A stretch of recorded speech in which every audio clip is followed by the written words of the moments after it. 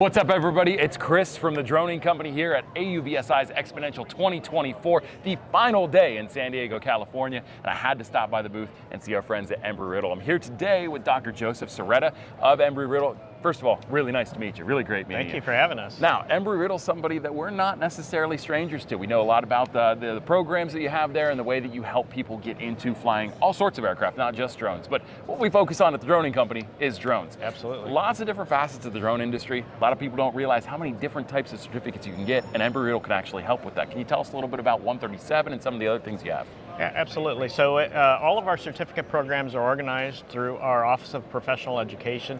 They're all non-degree certificate programs, from professional multi-rotor pilot to our Part 137 AG.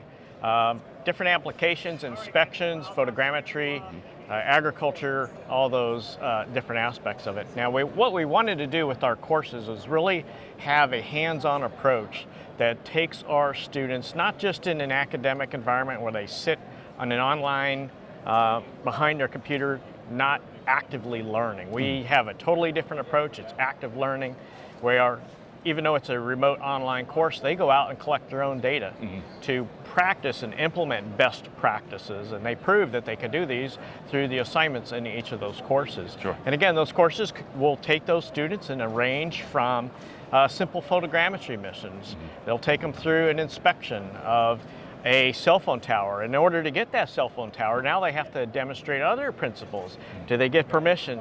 Do they analyze the airspace? Do they practice all these other principles for legally obtaining the authorization to fly there? And those are the components, the aspects of what we're trying to teach in all of our certificate programs. And then, of course, at the end, they're awarded with their certificate, and those certificates really set them apart from their competitors when looking for entry-level positions or to grow within their organizations. Absolutely, and you see a lot of folks when they get into flying drones professionally, they struggle with where to go. Some of them assume that flying drones on its own is enough. Others don't know the path forward. They might know that they need to do more, but they don't necessarily know how to get there. One great example in the industry of somebody that has figured out how to get there has been Vic Moss, who consistently is able to achieve waivers, certifications, things that he needs to actually fly legitimately. Sounds like Embry-Riddle has a lot of programs that can allow students or empower students to actually take that same avenue and learn what they need to do to be able to do what they want to do with UAV technology. Absolutely, and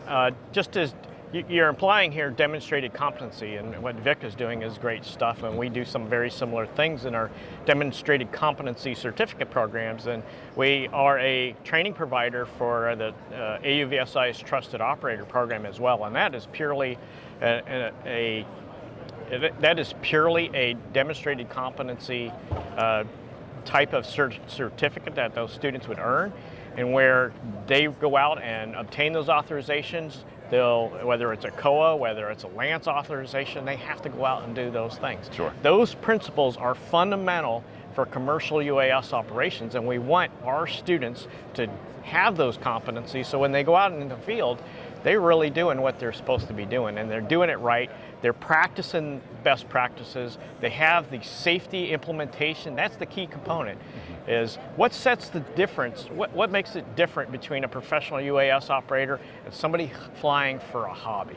And those safety aspects are critical, and they're embedded throughout our curricula. Absolutely. It sounds like you're not just setting your students up to fly safely, you're also setting them up to fly successfully too, which is huge. Now, people want to learn a little bit more about Embry-Riddle. They're maybe just getting acquainted with Embry-Riddle, or they've known about you, they just want to learn more information. Where can they find more information about your school? So our website, proed.erau.edu, is a great resource to start, and all the different aspects of our certificate programs can be found right there. Obviously, here at Xponential 2024, the focus here is UAS. We have an entire section dedicated to UAS and those certificate programs. All the information about the certificate program, the certificates themselves, the individual courses, and most importantly, why is it important for that candidate to want to take this course and complete it, and what does that certificate mean in the industry? And that is communicated, so it's a great resource to go to. Again, it's proed.erau.edu. Excellent. Well, you heard it here. Thank you so much, Dr. Cerreta. I really appreciate your time. Make sure you check out Embry-Riddle. Go to their website, check them out across social media platforms as well. And if you have time, you're still here today at AUVSI, make sure you come by the booth. Again, thank you so much. Appreciate it. Bye.